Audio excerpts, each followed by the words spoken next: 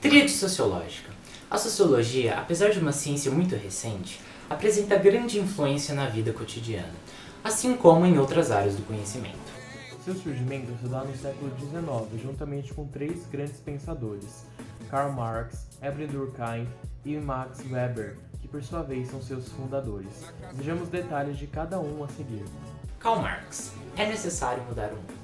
Karl Marx nasceu na Alemanha no ano de 1818 e seu principal objeto de estudo foi a sociedade capitalista dessa época, em consequência das relações de exploração entre burgueses, os exploradores detentores dos meios de produção e riquezas, e proletariado, os explorados e produtores das riquezas.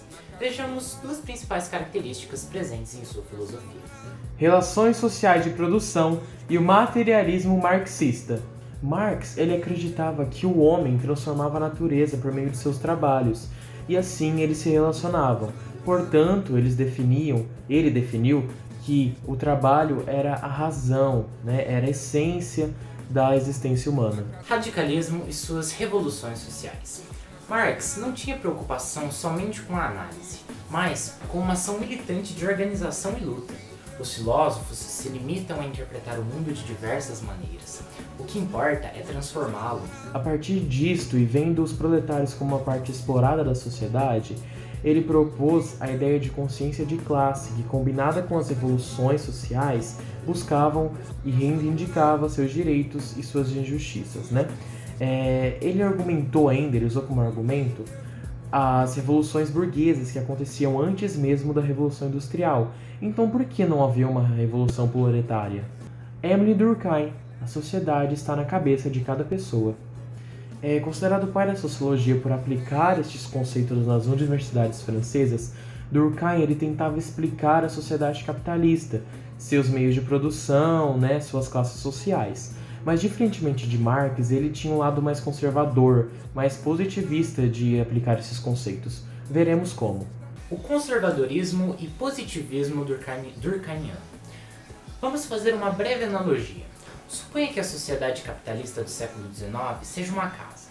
Durkheim acreditava que essa casa necessitava apenas de algumas reformas, enquanto Marx pensava em demoli-la e começá-la toda do zero. Tão distintos e tão próximos ao mesmo tempo, não? Augusto Comte, ele teve muito impacto nos pensamentos de Durkheim por meio do chamado positivismo, que tinha como lema amor, ordem e progresso. Uma frase que soa-lhe bem familiar para nós. Sociedade como organismo e os fatos sociais. Ao observar a instabilidade social da Europa, o Durkheim entendia que a sociedade influencia diretamente o ser humano a ser parte de algo maior, como um organismo vivo. Assim, temos os fatos sociais, que ele entende que é como o modo que a sociedade introduz, influencia nas nossas escolhas e ações por meio da cultura, por meio das crenças e por meio dos pensamentos coletivos. O que Durkheim quis dizer é que o fato social é tudo aquilo exterior ao indivíduo, coercitivo e generalizado. O Gustavo sempre deixando as coisas mais difíceis, Vamos exercitar essa ideia com um exemplo bem mais simples, que é o casamento. O casamento, ele é um fato social, porque é uma influência que a sociedade dá ao indivíduo. Mas mesmo assim, a gente deve seguir os 3 critérios que o Gustavo falou. Vejamos. O casamento é exterior ao indivíduo, pois ele é um rito muito antigo. Ele também é coercitivo, pois há uma grande pressão social, principalmente em cima das mulheres, sobre casar-se. E também ele é generalizado, pois a maioria da população já casou, é casado ou pretende casar. Tá vendo? Não é tão difícil. É verdade, não é difícil. O mais difícil vem agora. Solidariedade orgânica e divisão social do trabalho. Ainda utilizando a ideia da sociedade como organismo, da mesma maneira que o nosso corpo é composto de células, tecidos, órgãos e enzimas que mantêm seu funcionamento regular, a sociedade também é composta desses mecanismos, os indivíduos. Não tem nada de difícil aqui. Basicamente, cada indivíduo tem uma função, dentro desse organismo, que é a sociedade, o que nos leva ao que Durkheim chama de divisão social do trabalho. O homem depende do outro. Deve haver uma relação de proximidade e compartilhamento de forças para que a engrenagem da sociedade continue funcionando. Há, no entanto, um problema acerca disso. Apesar de pregar uma mutualidade social por meio dessa divisão social do trabalho, Durkheim não critica a desvalorização de certas peças desse quebra-cabeça. Max Weber. Só fazemos o que faz sentido. Alemão, assim como Marx, e a favor da sociedade moderna capitalista, assim como Durkheim, Weber diz que só fazemos o que faz sentido. Ou seja, para ele, a sociedade só pode estudar aquilo que faz sentido para um grupo de pessoas. Por exemplo, se uma pessoa sai pelada no meio da rua, obviamente ela vai ser presa ou penalizada. No entanto, se a pessoa faz a mesma ação perto de uma tribo indígena, isso não vai acontecer. Notou a diferença em cada cenário? É justamente essas particularidades que Weber procura entender. Diferentemente de Durkheim, ele não se interessava pela sociedade como um todo, e sim nas relações e causas do indivíduo. Ação social.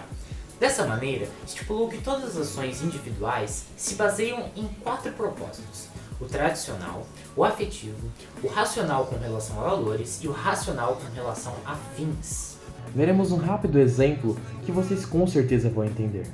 Quando um aluno do ensino fundamental ele decide para uma escola técnica e ele se depara com a necessidade de escolher um curso técnico juntamente com o ensino médio, ele provavelmente vai usar esses critérios, juntos ou separados.